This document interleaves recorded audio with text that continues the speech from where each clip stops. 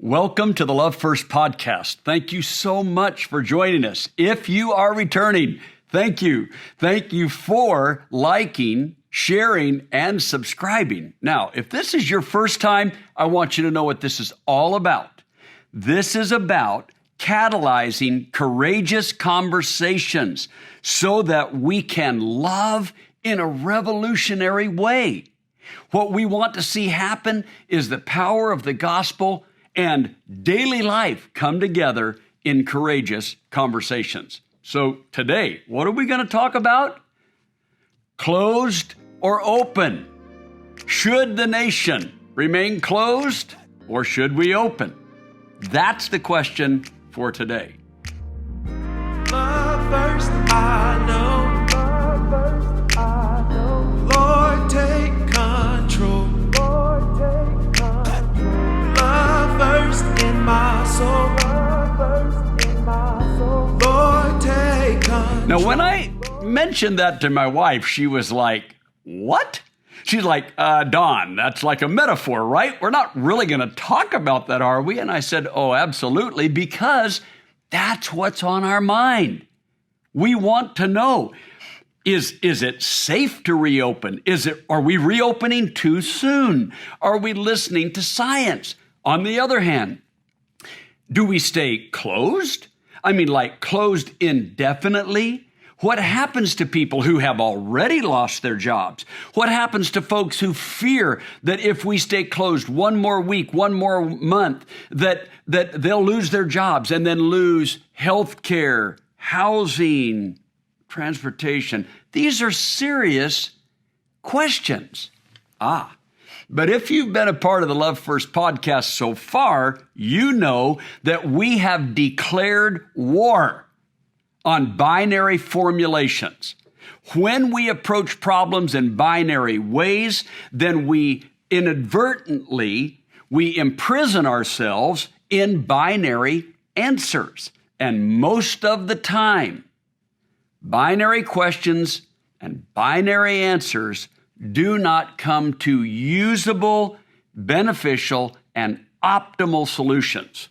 So we're going to approach this a little differently. What I want you to think about is this. When we think about what it would mean to reopen, what are we actually talking about? Well, I hear some people say, man, I just want to get back to normal. I mean, my life is upended. Our lives are upended. We don't get to visit our loved ones in assisted living and the hospital and nursing care. We haven't been able to do our work. We've had to lay off people from our company. Our children are restless. Some people say we're going crazy, right? So at the end of the day, I think I just want things to be normal. Again, I don't think that's wrong in and of itself. I just wonder if normal is the best word. Is normal the best formulation in imagining this problem? So let me illustrate what we're talking about. We're going to look at a biblical story because I think this will help us a little bit. So the people of Israel, under one of their forefathers, Jacob, had actually moved to Egypt. Now, the reason for this was there was a famine. One of Jacob's many sons, Joseph, had, through the treachery of his brothers, had been sold into slavery. Through the sovereignty of God, Joseph had risen to a level of leadership in Egypt and ultimately became in charge of the Famine Recovery Fund, where they were not only able to help Egyptians, but other surrounding peoples, which included Joseph's family. So the Bible tells us that Joseph's family moved to Egypt. But that fairly quickly turned sour because not long after they had moved there and began to grow and become a larger and larger and larger presence in Egypt, the Egyptians then enslaved them. And the people of Israel then became enslaved, listen to this number, for centuries. Not a couple generations, For centuries they were enslaved. And in this enslavement, everything we know of slavery happened. So the rape, the abuse, the murder, the treachery, even genocide took place. But an opportunity for freedom came about, because out of that set of circumstances came Moses' family. Moses is born, genocide is threatened.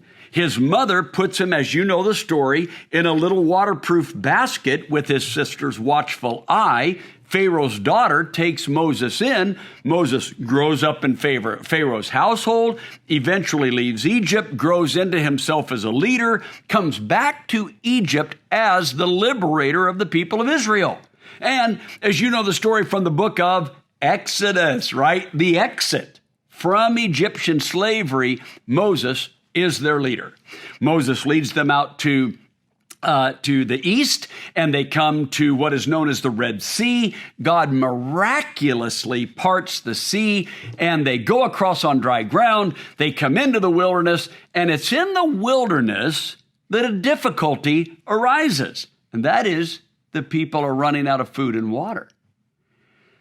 So now they look to Moses, and Moses is looking to God for provision of water and provision of food.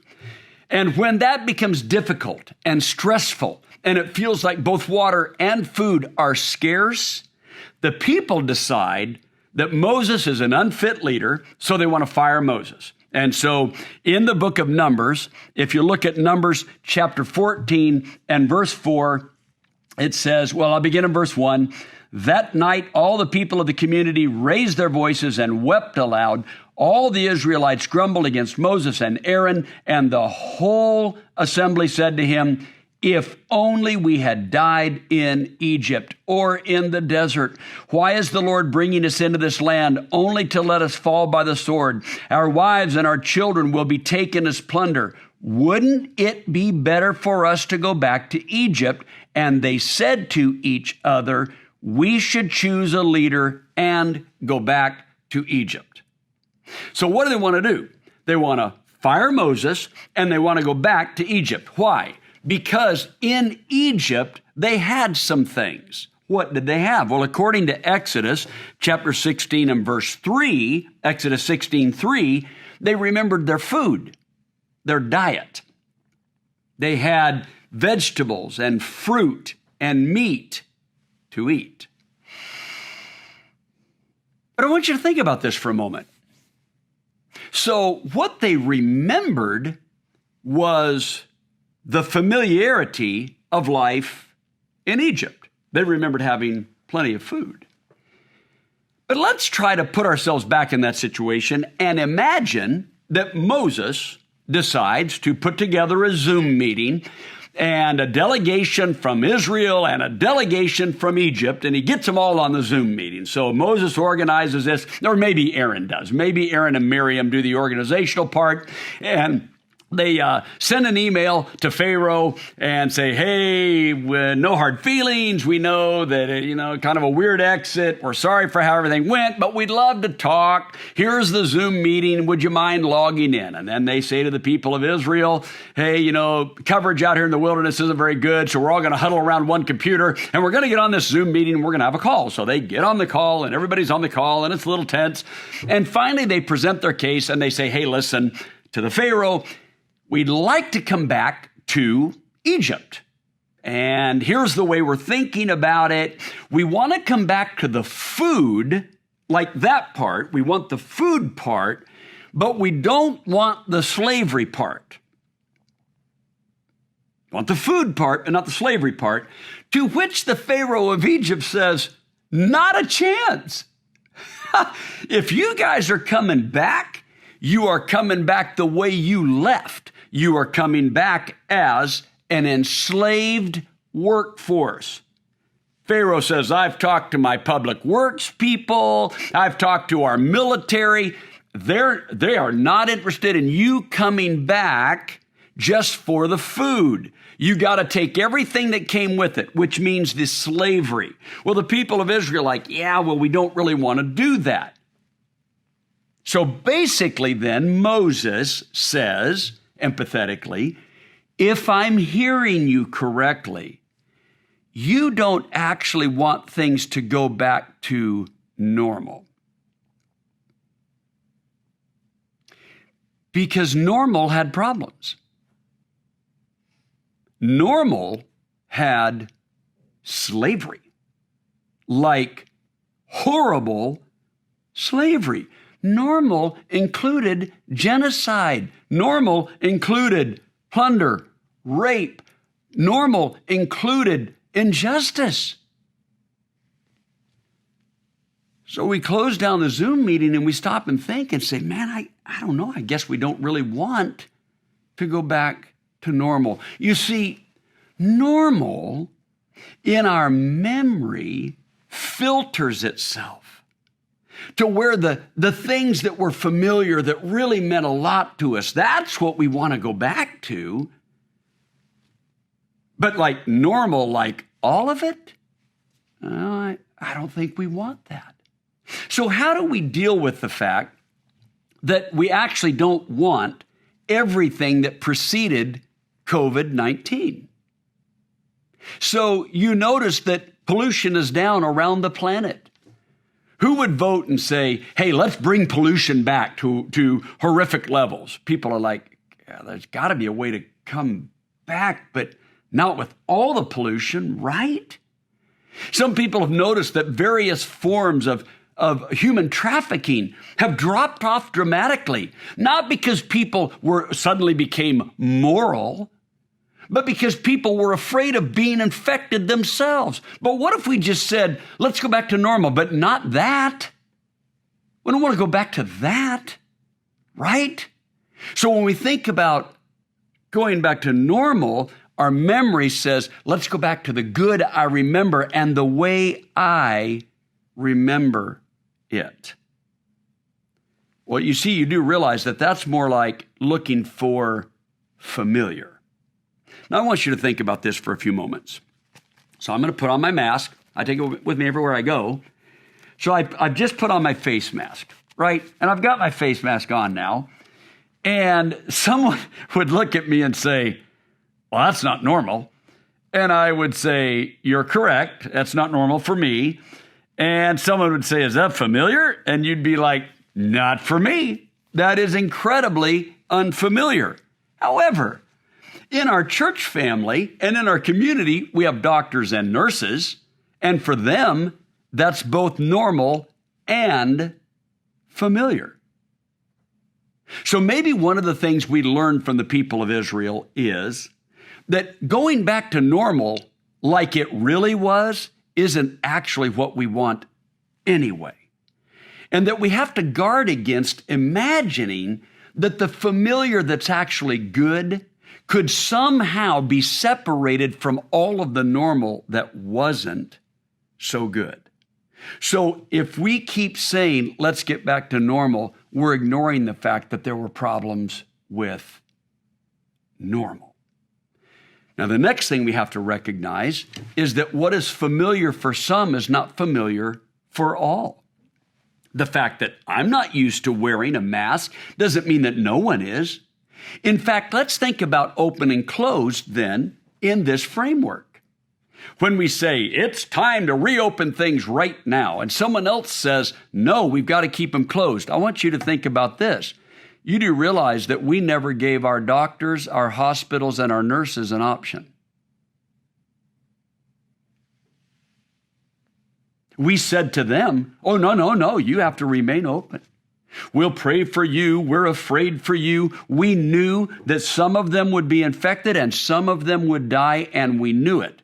We especially knew it in this country because it had already happened in other countries in both Asia and Europe. We already had the hard facts that by asking hospitals to stay open and doctors and nurses to report for duty, including students in med school and students in nursing programs who had not yet even graduated, and we told them, we expect you to be called up. We reached out to literally thousands of retired doctors And we asked them to step back into the situation. And when they agreed, what did the nation do? We applauded their bravery.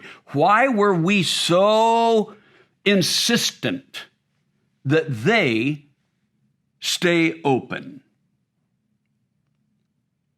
Well, see, because we thought to ourselves, we need them to stay open. They have to stay open in order to beat this pandemic, in order to flatten the curve. These doctors have got to do their job.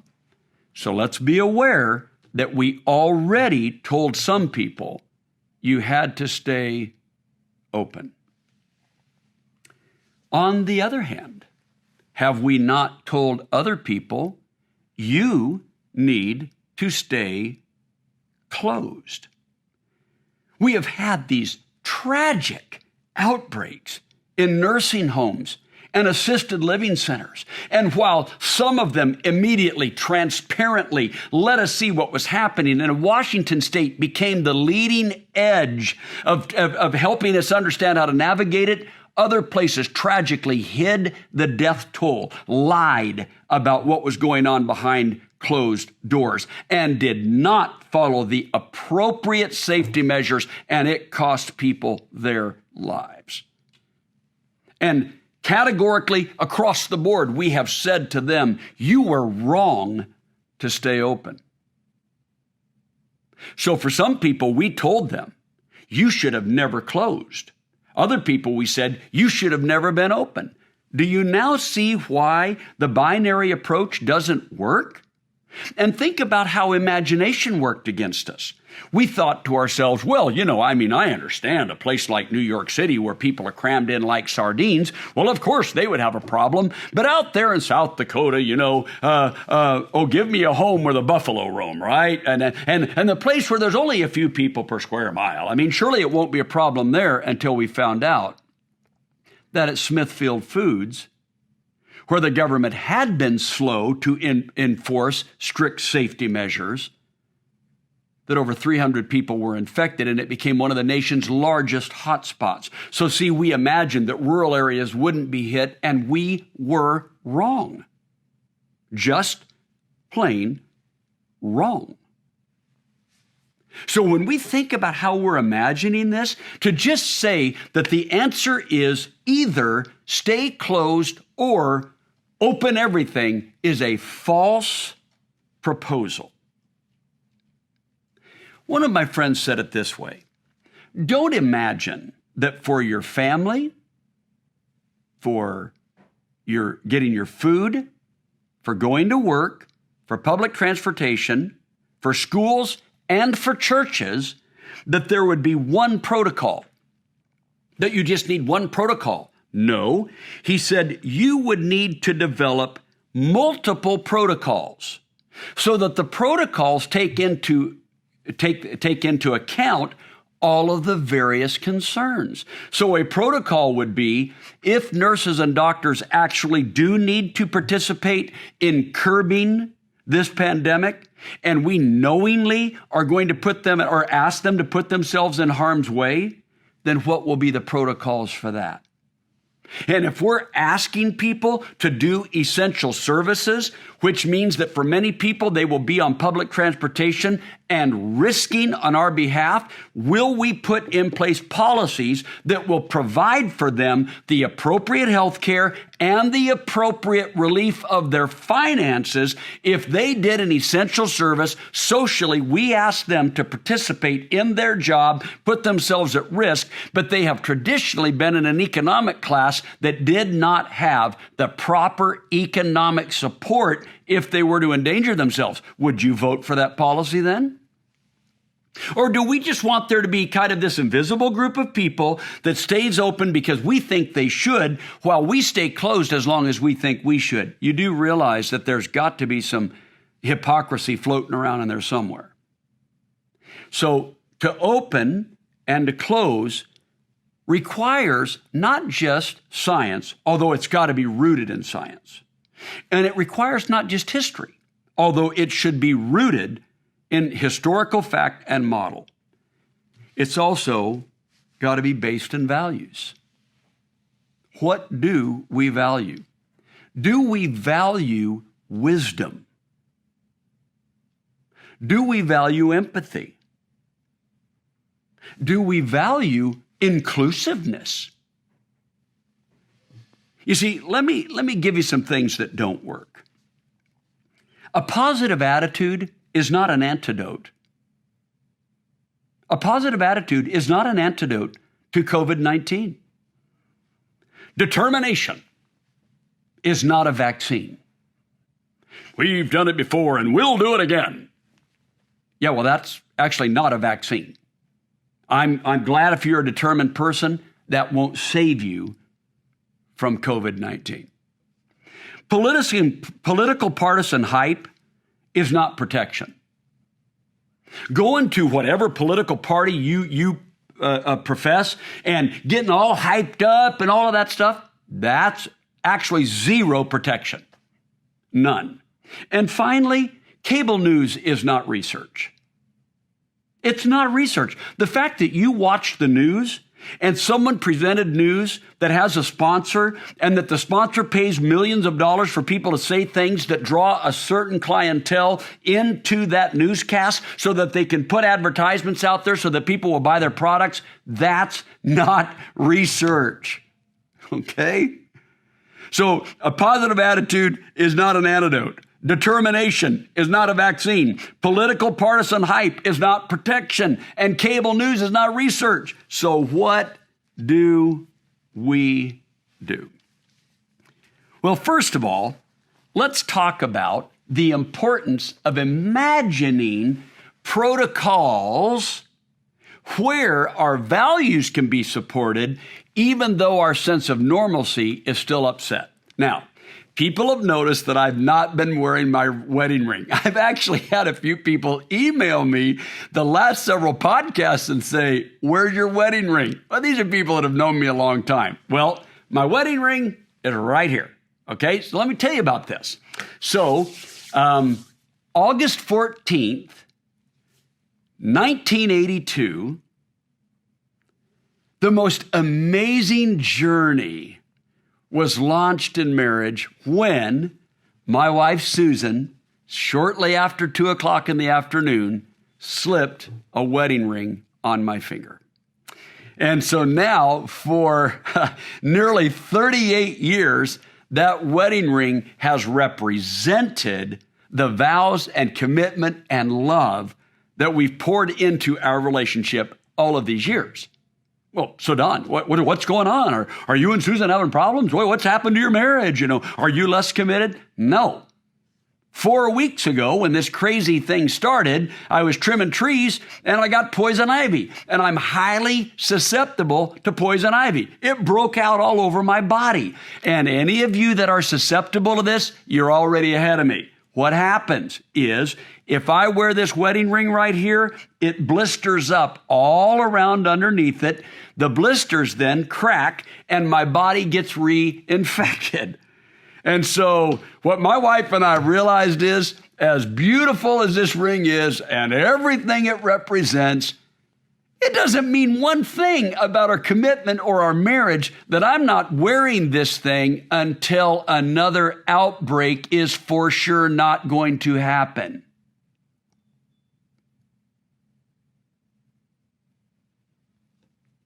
Now, you get where I'm coming from on this? If I put this wedding ring on too soon, then I will encounter another outbreak because my system is still compromised. Now, do you want to know what that means? When there's a full outbreak of poison ivy, it means I have to go on medicines, which means I've got to reach out to my doctor, which means I've got to tax the medical system, which needs to be attending to people that have other problems, which means I've got to sleep in another room of our house, and I've got to be covered in medicines. Do you understand that it actually not only is not good for me, it's not good for my marriage, and it's not good for my community for me to put this ring back on too soon. But you do understand that that doesn't say anything about our commitment or our love. It just means that under these circumstances, there's a different protocol. Does it feel unfamiliar? Yes. And do I miss wearing my wedding ring? Yes. And do I look forward to wearing it again? Yes. I just know that there's a right time to make that decision, and I've got to be flexible and thoughtful about the timing. You might know this story, but I want to remind you of something that happened in the 1918-1919 pandemic. Now, I'm going to brag a little bit on the city of Atlanta. During that epidemic, the city of Atlanta responded very well overall. Very well overall. We had the fourth lowest death rate of any city in the nation, and among large cities, we were either the lowest or the second lowest. And that's because the city responded well. But do you realize that even in a city that responded very well, we opened up because there was so much pressure to reopen, and we had a second wave of the pandemic that we then had to deal with, which meant a addressing of protocols, another round of closures until we could handle that. So even in a city that did extremely well, there was some challenges around when to reopen, how to reopen. Did we jump the gun because we had another wave? You can read about this in influenzaarchive.org. You can do that. But in that archive, you're going to read another story about Philadelphia. Philadelphia had an outbreak, and Philadelphia responded briefly to the outbreak. But they had had a parade planned, a really important parade to support the war effort. And that parade had been planned, and so just 7 days after those first cases were acknowledged, and the world was already embroiled in the pandemic, Philadelphia decided to have the parade anyway. People warned them against it. Doctors warned them against it. The medical community in general warned them against it, but they had the parade anyway. In fact, the famous band leader, Philip Sousa, finished off with the March of the King. Well, here's what happened. That was on September 28, 1918. Within 72 hours, all 31 hospitals in Philadelphia were overflowing. Within 1 week, by October 5th, 2,600 people were dead. 1 week later, that number had risen to 4,500. The bodies were stacked up. Morgues could not keep up. Of all things, the price of caskets skyrocketed. Why did this happen? Well, see, because people imagined it would go one way and refused to submit themselves to the reality. Oh, immediately they closed the city. They had to shut down everything, schools, churches, businesses. It was a disaster. And here's something you need to know. Other than Pittsburgh, who had the highest death rate, Philadelphia had the second highest death rate of any city in the nation. You see, it really does matter when we think about closed or open, and how will we navigate this?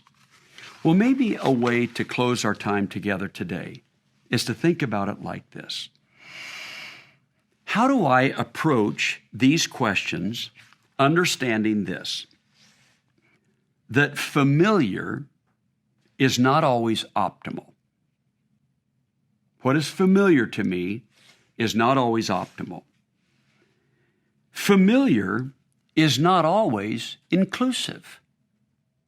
What is familiar to one person is not always familiar to another person, or even best for that person. Number 3, familiar is not always well-researched. Oftentimes, we let our imagination or our passion or our rhetoric get in the way of genuine wisdom. And finally, familiar is not comparable. You see, what's going to happen is some people are going to feel comfortable going back to public transportation when other people are not comfortable yet. Some people will feel comfortable with their children returning to schools when other people will not. One of my neighbors who's in an international company said that in a Zoom meeting worldwide, the people in London remarked, "We won't be able to go back to our offices anytime soon because we'll have to ride public transportation because of ecological requirements around the city of London, climate requirements, and we're not going to feel comfortable on public transportation." So see, what's familiar isn't comparable. One church in one place might feel comfortable returning to worshiping together, everyone together at a certain time. That doesn't mean that's right for everyone else, or does it mean they're even doing the right thing themselves? I want you to listen carefully what the Apostle Paul says. In 2 Corinthians chapter 10 and verse 12, Paul has strong words. He says this, "Those who compare themselves with others are fools." It's foolish to operate off of comparison. Well, our business is going back in, so should yours. Are they even the same business? Well, our assisted living center for my mom or my dad or your dad, they opened up, so should yours. Are the circumstances the same? You should be wearing your wedding ring, Don. I do. Well, do you have poison ivy? You see, comparison doesn't lead to wise answers. But what could lead to some wise answers?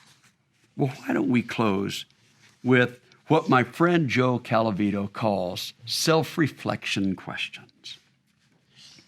I've got a list of 4 that I want us to close with. First, what have you done during COVID-19 that you're proud of? What's something that you've done during this pandemic that you're proud of? Number 2, what have I done without during COVID-19 that makes the world better? What have I done without that makes the world a better place? What have I been willing to let go of that now I realize this is better for the climate, this is better for the economy, this is better for my family, this is better for my church, this is better for my company? What have you done without that you realize makes the world better? Number 3, what have I learned that I need that I'm willing to pursue? What have I learned that I need during this COVID-19 pandemic that I now realize I need to pursue?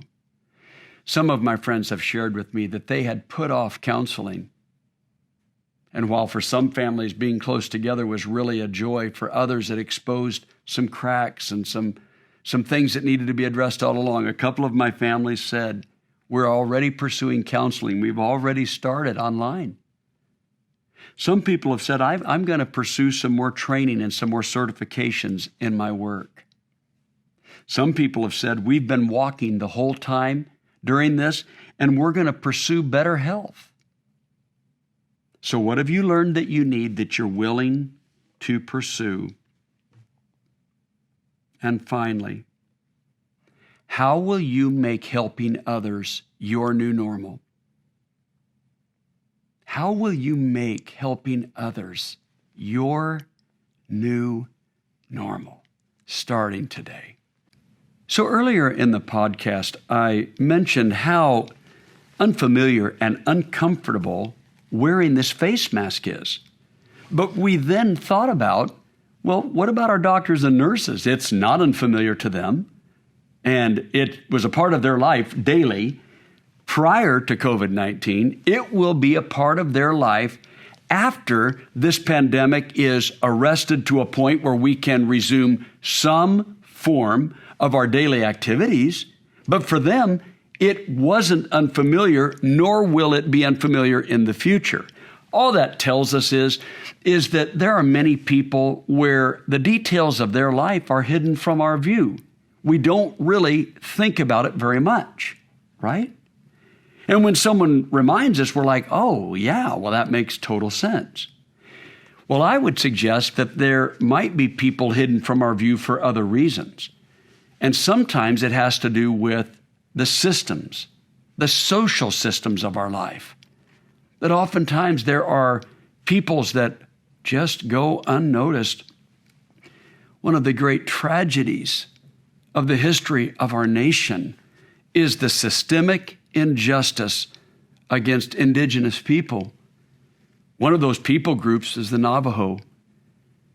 And I don't know if you noticed this last week, but among the Navajo people, there are more COVID-19 cases than 13 of the 50 states.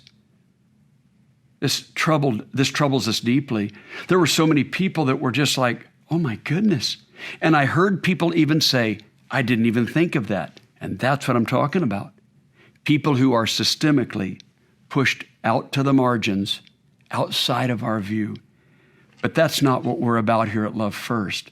We're about inclusion, and we're about bringing those voices to the table.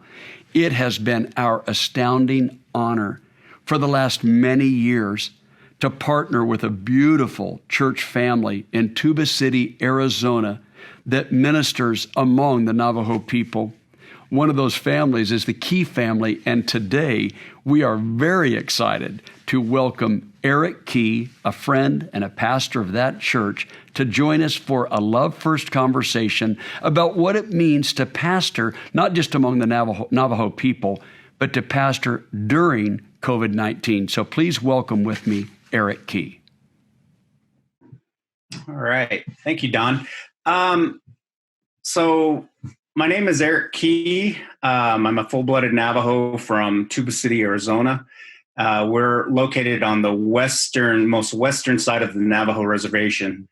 And I was born, raised, and graduated high school from Tuba City and left and vowed never to return because of the opportunities that was off the reservation. And I think the big guy upstairs was like, no, you got to go back. You have to help your people. You got to take my word back to the people there in Tuba City. Mm-hmm. And so we moved back. My wife and I, Tracy, I met her in Florence, Italy when I was doing mission work there.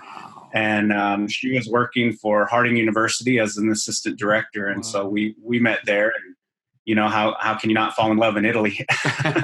But we moved back in 2014. And so this is year number 7 for us working as missionaries here in Tuba City.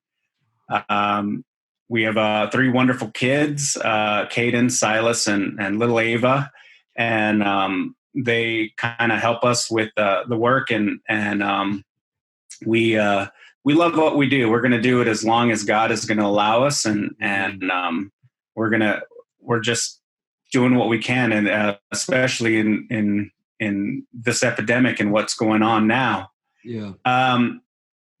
So when we came back to Tuba City, we overtook the work with when Paul G., the previous minister, he was here 28 years and he passed away suddenly. Mm-hmm. He ended up getting sick and he passed away May 29th, 2013. And then we came and took over the work in late February of 2014. So it's been interesting. It's been an interesting adventure that God has put us in and helped us connect and build and relationships, wonderful relationships with churches all around the country, just like North Atlanta.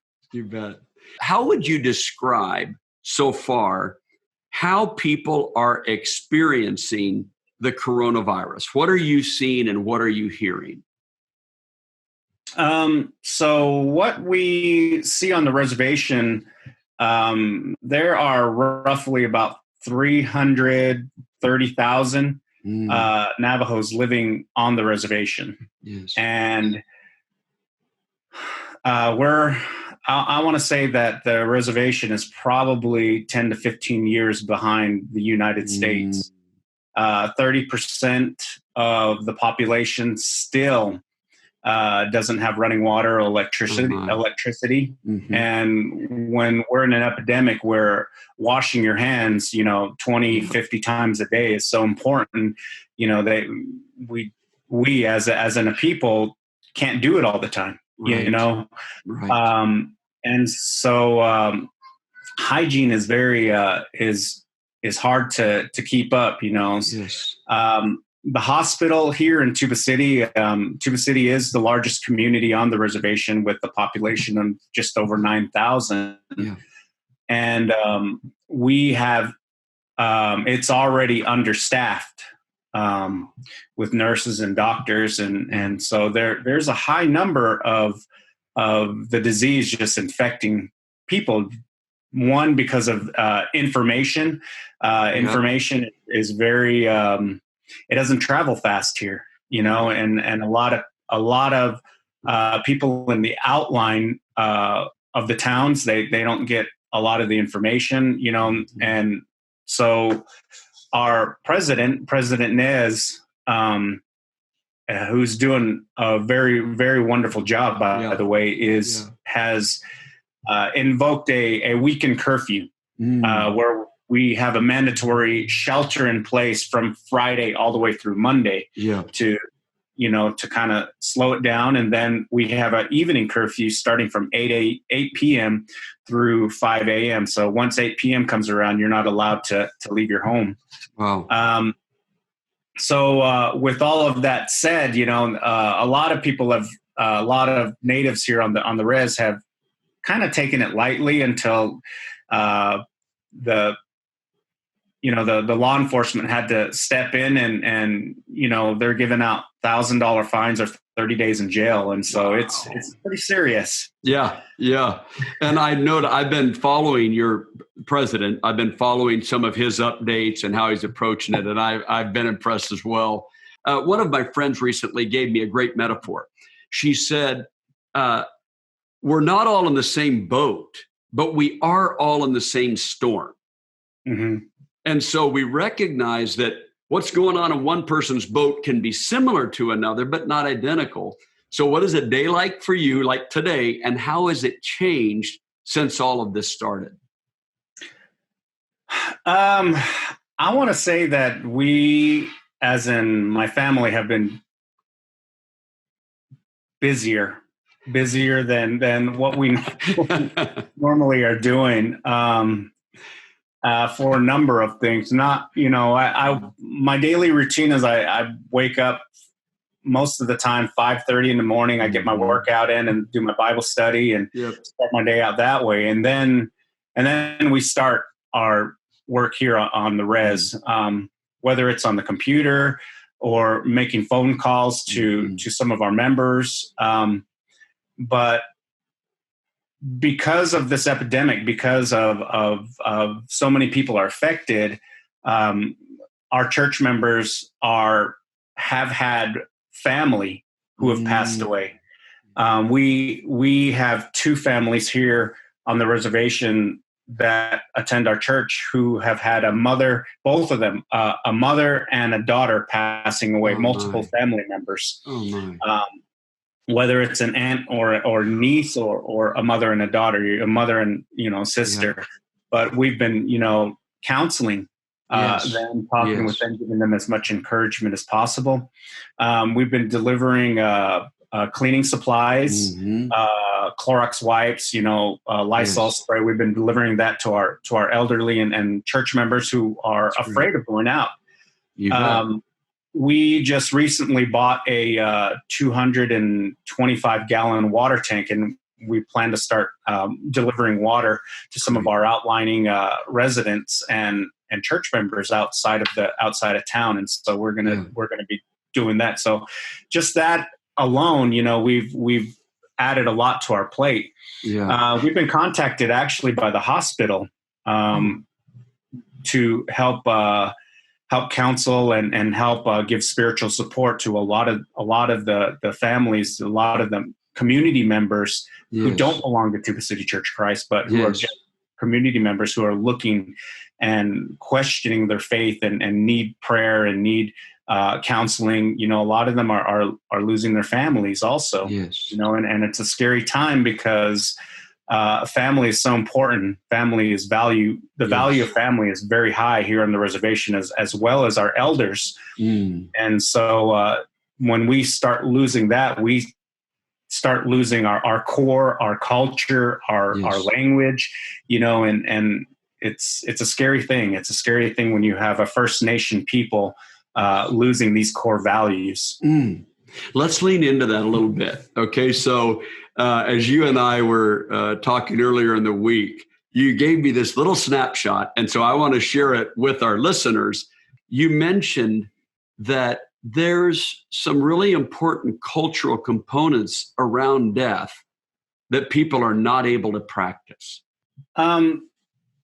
So when a family loses a family member, there's usually a 4-day grieving process that the family gets together and they meet and they honor that person. Yeah. And after the 4 meetings, you put the person away, and that's the end of it. You're not supposed to talk about them again. But because of that time that we don't have to gather, and when I talk family-wise, here's a little bit of difference between mainstream America and the Navajo culture is our wealth isn't based on materialistic possessions. Our wealth is based on how big your family is. And so, like my grandfather and my grandmother on my mom's side, they had 14 kids. So he was considered very wealthy. So I have 53 first cousins alone. No way. But going back to what we were just talking about the families that have to come together to honor that person that they're putting away, and giving them the proper send off. We're not allowed to meet, especially in groups. Social distancing is across the nation, and when you have your core value of family, you're trying to honor somebody who's passed away, and you're trying to do it in a way that's been done for thousands of years. It kind of puts a chink in the chain. Yes. So with the funerals, there are so many people that are getting sick, not only getting sick, but the rate that people are passing away on the res. I'm sorry, when I say res, I mean I'm just shortening reservation. Yep. For those of you out there that I'm trying to catch up. But for so many people that are passing away on the res, our local mortuary is overwhelmed. Yes. We have a guy who comes to church here every now and then. He's part of another church he helps out, but he said he's been working nonstop, picking up bodies, and he's been working nonstop for 5.5, 6 weeks straight. That just breaks my heart. And death among the Navajo people, like we're not allowed to be around people who have passed on. Yep. And part of that is a fear of that person who has passed on won't leave. Like they'll want to stay with the family, and so you have to put that distance between you and that person. And so when you have a mortuary who's and a mortician and the person who picks up the body, when they're working 24/7 and they're trying to, basically keep up with the amount of death that's happening, it's I don't know. It's bad. It's overwhelming, isn't it? Yeah. Yeah. I think what you're outlining here that's so important for me, but for all of us to hear, is that it's not just like one thing that happens. a person dies, people grieve and move on. We're talking about a wave of illness and a wave of deaths. I heard one person say it like this. They said it's a little bit like being at the ocean and you know the normal waves are coming, but if you turn around and you face away from the ocean, that huge wave you're not expecting is just going to knock you to your, to the floor of the ocean. And I think what we have had trouble catching on to is that this is more like a tsunami. This is not just a casual wave coming in, but it's hitting communities more like a tsunami. One of the reasons that the reservation is getting hit so hard is the underlying health issues that we have as a nation. We're not a healthy people. I want to say pre-Columbus, we as Navajo people were considered hunter-gatherers. So we have a lot of obesity. Yep. We have, I want to say, a super, super high percentage of our people are diabetic. Yep. I work out five times a week at least, and I'm diabetic type 2. Look at that. And you're working out regularly and eating healthy, and you are still type 2 diabetic. I try to. Yep. Mm-hmm. But I'm still diabetic, and a lot of our people have heart problems. And so when we get attacked by a virus like this, our mortality rate is going to jump 20-30% higher than the rest of the U.S. Yes. See, this is such an important dialogue that we're having, because a lot of times, Eric, the conversations I'm in, people imagine that the impact of colonization and the impact of the displacement of peoples, right? They imagine that impact is like old news. It's something you read about in history only if you're an advanced history major, right? Rather than recognizing that impact on a people has like instant, present day ramifications that actually can make people vulnerable. The reason I acknowledge that and bring that up is because when people talk about pre-existing conditions, what they almost always think about is individual. Mm-hmm. They're not thinking about pre-existing conditions the way you described it, like generational of impact by another people group invading your country, your place, your residence, and then impacting that in such a variety of ways. And so we have this fundamental imagination that it's a single generation and that it's kind of an individual problem versus more of something that's woven into the fabric of how people movements, met each other and impacted each other in this way. So I really appreciate the way that you brought that dialogue to the surface today. That's so helpful. And my hope is that all of our listeners will be like, I need to think about that. I need to process that. I need to grow in my understanding of how the decisions I'm making right now are impacting the people around me. So I think that's really, really vital. Yeah. Tell us a little bit about ways that you have been able to serve some folks because of this in a new way. So us serving in a new way, it's I think that the internet has really helped us out a lot also. I know we joked about this earlier that when we got off our call is that, man, we should have invested in Zoom before this epidemic. We all could have been gajillionaires, Yeah, that's right. But Zoom has really allowed us to hold church service on Sundays. Yes. And in fact, we have as many people calling in on our Zoom calls just as much as we had in person. Wow. And the neat thing about Zoom is that a lot of our members who have left the reservation to seek, employment, maybe down in Phoenix or off the reservation somewhere, we're reconnecting with a lot of these people, and they're we're ministering to them. That's beautiful. And so that's such a good feeling for us, because we don't get to see them every weekend. I mean, we get the calls from them, or we get prayer requests, but it's nice that we're able to reconnect with them.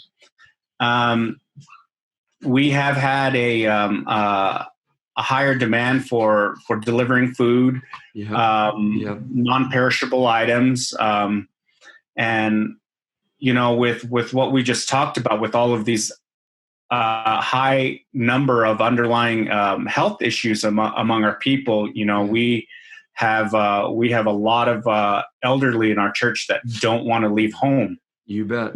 So we've been delivering food, cleaning supplies, wood, and we're going to start delivering some water to some of the elderly who live outside of town also. And so those are new areas that we're going to be staying busy with, and on top of that, trying to be a dad, a husband, and keeping my daily routine going here on the church property is at times overwhelming, but it's, God's blessed us with a lot of work. We've been fortunate not to just be sitting around twiddling our thumbs and Netflix binging. We're pretty busy. Would you do us a favor, and would you just share maybe a personal story about how you have seen God at work in you and through you? So God, I want to say, first of all, is good. Amen. He has blessed my life so much. I thank him so many times just for the life he's given me, for the family he's blessed me to grow up in, first of all. My mom, my dad, my brothers and sisters, just the place I was born in, the country I was born in, the nation I was born into, both the United States and the Navajo Nation,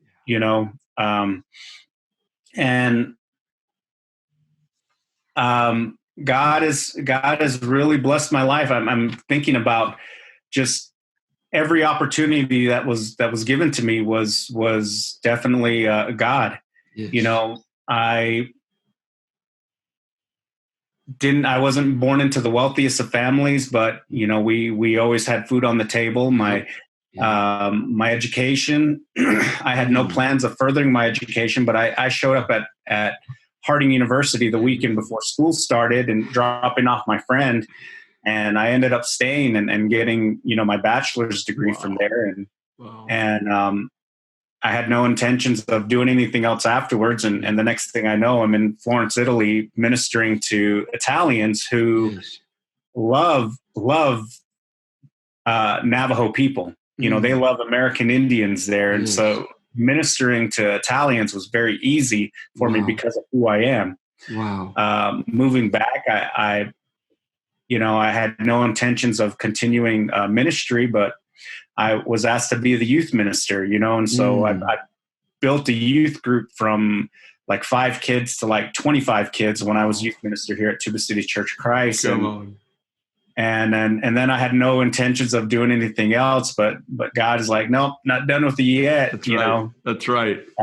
Stop. I was working at Walmart distribution in Arkansas and had a very good job there, and 401k and great retirement, great health benefits, and great salary. And then, God said, I'm moving you back to the res, and I'm going to cut your salary and by 2/3 and not give you any retirement or anything like that. But hey, guess what? You're going to be happy. And Amen. Here we are. And, we're my marriage is happy. My relationship with my kids is good. My relationship with my mom and dad are wonderful. My relationship with my brothers and sisters are great. And healthier now than I was physically, emotionally, mentally, spiritually. You know, God has just really blessed me in that area. Yes. And in return, I'm just doing the best I can, as long as He allows me to. You know, Amen. so that's kind of my story, and that's what I'm doing. So on behalf of our listeners, I want to thank you. On behalf of our youth ministry and so many of our people here that you know personally that love you like crazy and love your family, I just want to say thank you for joining us. And I want to say thank you to all of our listeners for joining us for the Love First podcast. And as you go on about your day, just know that there's people all over the world, all over the nation, especially here in Atlanta, that love you and are with you. Thank you, Don. God bless you too. Thank you. We appreciate everything you're doing for us and the friendship that you've reached out with, and we pray for you and your family often. God bless you guys. Thank you. All right. Take care and have a great day.